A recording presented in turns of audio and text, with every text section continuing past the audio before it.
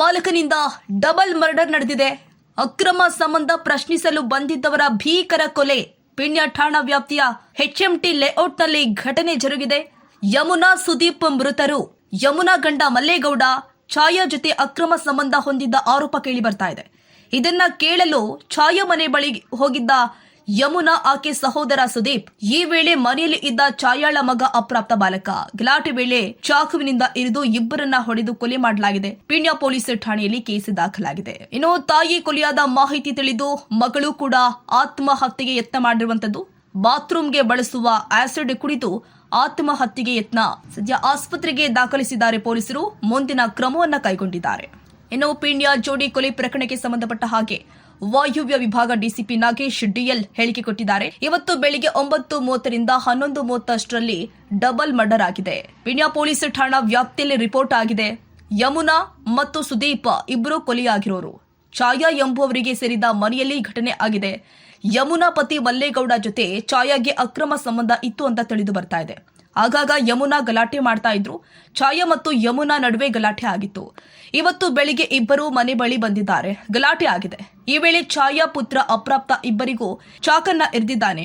ಜಗಳದ ನಡುವೆ ಇಬ್ಬರ ಕೊಲೆಯಾಗಿರೋ ಘಟನೆಯಾಗಿದೆ. ಛಾಯಾ ಹಾಗೂ ಕಾನೂನು ಸಂಘರ್ಷಕ್ಕೆ ಒಳಗಾದ ಬಾಲಕ ವಶದಲ್ಲಿ ಇದ್ದಾರೆ. ಪತಿ ಕೂಡ ಇದ್ದಾರೆ. ಆದರೆ ಅವರ ಪಾತ್ರ ಕಂಡು ಬಂದಲ್ಲಿ ಅರೆಸ್ಟ್ ಮಾಡಲಾಗುತ್ತೆ. ಯಮುನಾ ಪತಿ ಫ್ಯಾಬ್ರಿಕೇಶನ್ ಕಂಪನಿ ಒಂದರಲ್ಲಿ ಕೆಲಸ ಮಾಡ್ತಾ ಇದ್ರು. ಸುದೀಪ್ ಆಟೋ ಓಡಿಸ್ತಾನೆ ಅಂತ ಹೇಳ್ತಾರೆ. ಮಾಹಿತಿ ಬರಬೇಕು ಅಂತ ಹೇಳಿಕೆ ಕೊಟ್ಟಿದ್ದಾರೆ ವಾಯುವ್ಯ ವಿಭಾಗ ಡಿಸಿಪಿ ನಾಗೇಶ್ DL. ಬೇಗ ಅರ್ಜೆಂಟಾಗಿ ಮನೆಗೆ ಬಾ ಅಂತ ಫೋನ್ ಮಾಡಿದ್ದು. ಏನು ವಿಷಯ ಅಂತ ಏನು ಹೇಳಿರಲಿಲ್ಲ. ಆಮೇಲೆ ನಮ್ಮ ಅಕ್ಕಂಗೆ ಫೋನ್ ಮಾಡಿದ್ಮೇಲೆ ನನಗೆ ಗೊತ್ತಾಗಿದೆ ಈ ವಿಷಯ ಅಂತ. ಇದು ಚಾಕು ಹಾಕಿ ಸಾಯಿಸಿದ್ದಾನೆ ಅಂತ. ಇದು ಯಾರ ಮನೆ? ಇದು ನಮ್ಮ ಅಪ್ಪಂಗೂ ಮತ್ತು ಇವರ ಛಾಯಾ ಅಂತ ಅಕ್ರಮ ಸಂಬಂಧ ಇತ್ತು. ರೀಸೆಂಟಾಗಿ ಹೋಗಿದ್ರು. ಅದ್ರ ಮೇಲೆ ಡೌಟ್ ಬಂದು ಪೊಲೀಸ್ ಸ್ಟೇಷನ್ ಕಂಪ್ಲೇಂಟ್ ಕೊಟ್ಟಿದ್ವಿ. ಆವಾಗ ನಾನು ನಮ್ಮ ಅಮ್ಮನು ಇಲ್ಲಿಗೆ ಬಂದು ಒಂದು ಸ್ವಲ್ಪ ಕಿರಿಕ್ ಮಾಡ್ಕೊಂಡಿದ್ವಿ. ಆಮೇಲೆ ನಮ್ಮ ಅಪ್ಪನೂ ನಾವು ಒಂದಾಗಿದ್ವಿ ಅಂಕಲ್.